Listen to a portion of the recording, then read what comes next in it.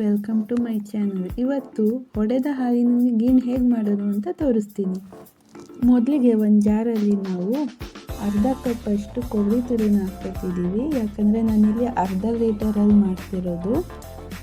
ಇವಾಗ ಹುರ್ಗಡ್ಲೆ ಸ್ವಲ್ಪ, ಆಮೇಲೆ 2 ಏಲಕ್ಕಿಯನ್ನು ಹಾಕ್ಕೊತಿದ್ದೀವಿ. ಏಲಕ್ಕಿ ಇದನ್ನು ಸಣ್ಣದಾಗಿ ರುಬ್ಕೊಳ್ಳೋಣ. ಇವಾಗ ರುಬ್ಕೊಂಡಾಗಿದೆ. ನೆಕ್ಸ್ಟ್ ಇವಾಗ ಸ್ಟವ್ ಹಚ್ಚಿ ಹಾಲು ಇಟ್ಕೊಳ್ಳೋಣ.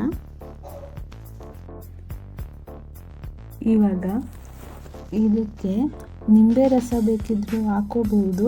ನಾನು ನಿಂಬೆ ರಸ ಆಲ್ರೆಡಿ ಹಾಕಿದ್ದೀನಿ. ಹಾಲು ಹೊಡಿಯೋ ತನಕ ಕುದಿಯೋಕ್ಕಿಡಬೇಕು. ಹಾಲು ಹೊಡಿತಾ ಬಂದಿದೆ ಆಲ್ರೆಡಿ.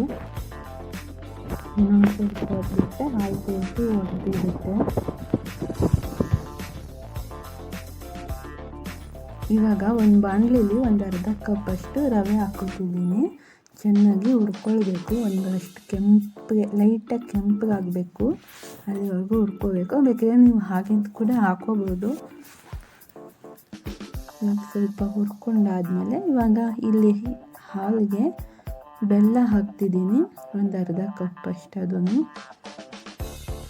ಬೆಲ್ಲ ಹಾಕ್ಕೊಂಡು ಅದು ಚೆನ್ನಾಗಿ ಮೆಲ್ಟ್ ಆಗಬೇಕು.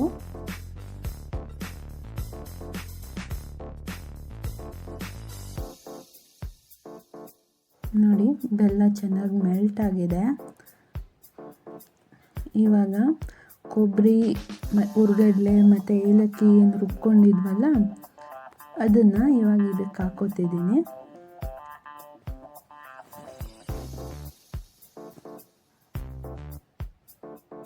ಹಾಕೊಂಡಿದ್ದೀನಿ. ಇವಾಗ ಇದು ಚೆನ್ನಾಗಿ ಕುದಿಬೇಕು.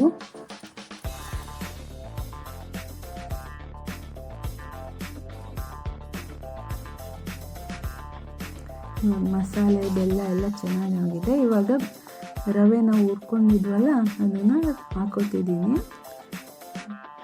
ಹಾಕಿಬಿಟ್ಟು ಚೆನ್ನಾಗಿ ತಿರುಗಬೇಕಿದು. ಪೂರ ಹಾಕಿದ್ದೀನಿ. ಚೆನ್ನಾಗಿ ತಿರುಗಬೇಕು. ಗಂಟಾಗೋಗುತ್ತೆ. ಅದಕ್ಕೆ ಗಂಟಾದರೆ ಚೆನ್ನಾಗಿರಲ್ಲ. ಚೆನ್ನಾಗಿ ತಿರುಗಬೇಕು. ಇವಾಗ ಒಂದು ಸ್ವಲ್ಪ ಕುದಿಸ್ಬೇಕು, ಅದು ಗಟ್ಟಿಯಾಗೋವರೆಗೂ. ನೋಡಿ, ಚೆನ್ನಾಗಿ ತಿರುಗ್ತಿದ್ದೀನಿ. ಅಲ್ಲಿವರೆಗೂ ನಿಮ್ಮ ಫೇವ್ರೇಟ್ ತಿಂಡಿ ಸ್ವೀಟಲ್ಲಿ ನಿಮಗೇನು ಇಷ್ಟ ಕಮೆಂಟ್ ಮಾಡಿ.